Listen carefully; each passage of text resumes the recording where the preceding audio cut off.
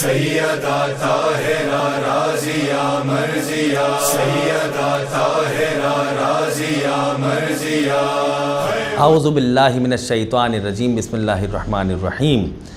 السلام علیکی یا بنت رسول اللہ، السلام علیکی یا بنت نبی اللہ، السلام علیکی یا بنت حبیب اللہ، السلام علیکی یا بنت خلیل اللہ، السلام علیکی یا بنت صفی اللہ، السلام علیکی یا بنت امین اللہ۔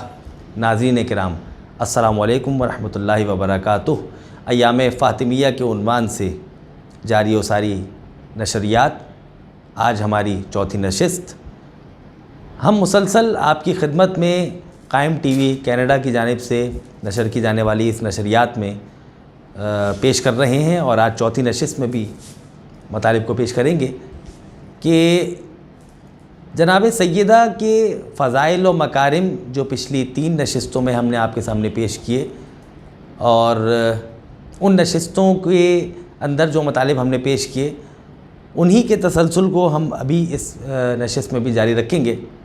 جناب سیدہ کے عنوان سے ہم نے فضائل کو، مکارم کو، اخلاق کو پیش کرنا آپ کی خدمت میں شروع کیا۔ آج ہم پیش کرتے ہیں کہ جس گھر میں جناب سیدہ مقیم ہیں اس کی کیا فضیلت ہے۔ دیکھیں، یہ بھی ایک فضیلت کا ایک پہلو ہے اور ایک جہت ہے کہ جسے عوام الناس کے سامنے پیش کیا جا سکتا ہے۔ وہ یہ کہ دیکھیے، خانہ کعبہ پر غلاف ہے، جیسے ہی خانہ کعبہ پر غلاف ہے تو وہ غلاف کعبے کو بیت بنا رہا ہے، تو کعبے پر غلاف آ گیا تو کعبہ بیت بن گیا۔ بالکل اسی طرح سے 5 جب چادر کے اندر آ گئے تو وہ اہل بیت بن گئے۔ کعبہ بیت بن رہا ہے اور 5 اہل بیت بن رہے ہیں۔ یہ چادر جناب سیدہ کی فضیلت ہے۔ اور پھر ناظرین کرام، یہ جناب سیدہ جس گھر میں ہیں اس کی فضیلت کیا ہے؟ غور کیجیے گا جملے پر، فی بیوتن، سورہ نور کی آیت ہے، 35ویں آیت، کہ فی بیوتن اذن اللہ ان ترفع ویذکر فیہا اسمہ، کہ کچھ گھر ایسے ہیں کہ جنہیں اللہ نے بلند کیا ہے، ان کا ذکر خدا نے بلند کیا ہے۔ یسبح لہ فیہا بالغدو والآصال، ان گھروں میں صبح و مساء تسبیح و تہلیل و تمجید کی آوازیں آتی ہیں۔ یہ گھر ایسے ہیں کہ جن گھروں میں صبح و مساء ذکر خدا کی آواز آتی ہے۔ اب جیسی یہ آیت نازل ہوئی فی بیوتن بالغدو والآصال تک، تو نبی کریم سے صحابی نے پوچھا۔ اب یہ تفسیر ثعلبی میں ہے، امام ثعلبی نے لکھا، در منصور میں ہے، امام سیوطی نے لکھا، سب نے لکھا ہے کہ یا رسول اللہ، یہ کن گھروں کی بات ہو رہی ہے کہ فی بیوتن اذن، کچھ گھر ایسے ہیں کہ جن گھروں میں ہمیشہ ذکر خدا، تسبیح و تہلیل و تمجید کی آواز آتی ہے، تو یہ گھر کون سے ہیں؟ تو نبی کریم سے پوچھا صحابہ نے، یا رسول اللہ یہ کون سے گھر ہیں؟ نبی نے کہا کہ ہم بیوت الانبیاء، یہ انبیاء کے گھر ہیں۔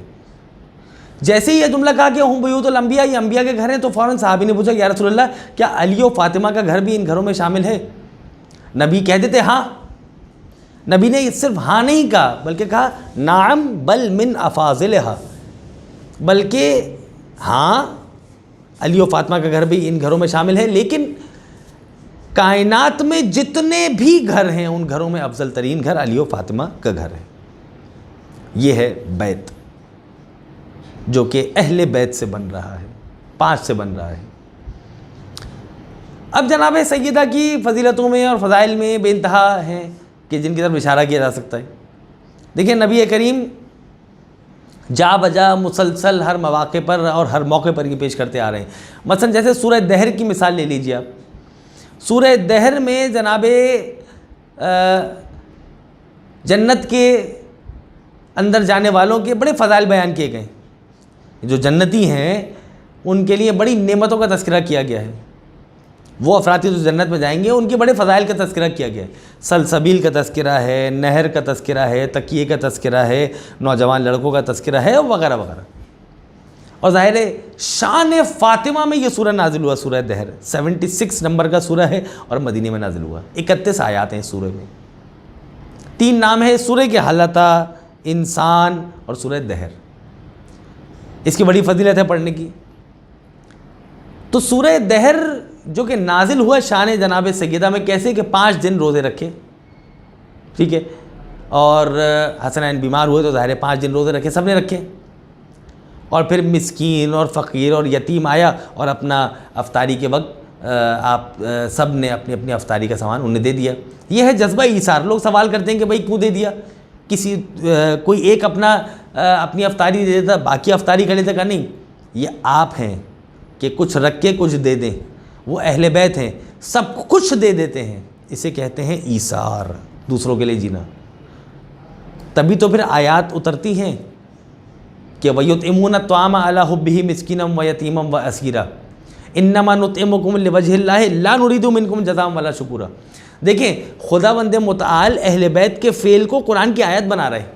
کیا کہہ رہے کہ انما نطعمکم لوجہ اللہ, ہم تو یتیم فقیر مسکین اسیر کو جو کھلا رہے ہیں وہ اللہ کے لیے کھلا رہے ہیں, لوجہ اللہ, لا نريد منکم جزاء ولا شکورا, ہم نہ شکر چاہتے ہیں نہ جزا چاہتے ہیں, کچھ بھی نہیں چاہتے, ہم تو صرف اور صرف خداوند متعال کے لیے کھلا رہے ہیں. جب اللہ اہل بیت کے فعل کو دیکھ رہا ہے اور دیکھنے کے بعد پھر آیات نازل کر رہا ہے, تو اس کا مطلب یہ ہوا کہ جناب سیدہ کی فضیلت ہے جب یہ صورتیں نازل ہو رہی ہیں. آپ کے فضائل جتنے زیادہ ہیں ناظرین کرام, ایام فاطمیہ ہیں, اور ایام فاطمیہ میں ذکر ضروری ہے. آپ کی شہادت کے ایام قریب ہیں, شب ہے اور کل شہادت ہے. یہ لازمی ہے کہ جناب سیدہ کا تذکرہ مصائب کے عنوان سے بھی کیا جائے. اگر 4 نشستوں میں آج چوتھی نشست ہے اور ہمارے ناظرین ہمارے ساتھ جڑے رہے تو آپ نے محسوس کیا ہوگا کہ جناب سیدہ کی شان میں آیات نازل ہو رہی ہیں اور آپ کے فضائل بہت زیادہ ہیں, لیکن جتنے فضائل ہیں اتنے بھی مصائب ہیں. جناب سیدہ کے بڑے مصائب ہیں. 4 گھنٹے تک سیدہ دربار میں کھڑی رہیں اور مسلمان بیٹھے رہے. شہادت تو آپ کی بہت روایات کے اندر ملتی ہے, لیکن میں صرف 2-3 جملے پیش کر رہا ہوں.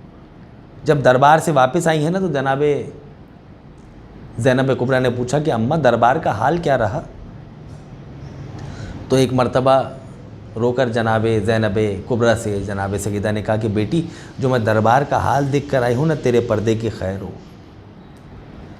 کہا اماں کیا کہنا چاہتی ہیں؟ کہا زینب میں صحابی کے دربار سے ہو کر آئی ہوں, زینب تمہیں شرابی کے دربار میں جانا پڑے گا. بڑے مصائب ہیں جناب سیدہ کے. جناب ام ایمن ہیں یا جناب فضہ ہیں, وہ آ کر جناب سیدہ سے کہتی ہیں کہ بی بی میں نے عجیب آج منظر دیکھا. کیا؟ کہ علی گزر رہے تھے, کسی نے علی کو دیکھ کر سلام نہیں کیا. جناب سیدہ پریشان ہو گئی, گھر میں دالان میں ٹہلنے لگ گئی کہ ابو الحسن آئیں گے میں ان سے پوچھوں گی. بات تمام, آخری جملہ. کہ مولا کائنات آئے, ابا اتاری. جناب سیدہ نے پوچھا اے ابو الحسن میں کیا سن رہی ہوں کہ آپ مدینے کی گلی سے گزر رہے ہیں لیکن آگے بڑھ کے آپ کو کسی نے سلام نہیں کیا. یہ مولا کائنات کی مصیبت ہے, اور جو کہ جناب سیدہ دیکھ رہی ہیں مصیبت, جناب سیدہ کے بھی مصائب ہیں.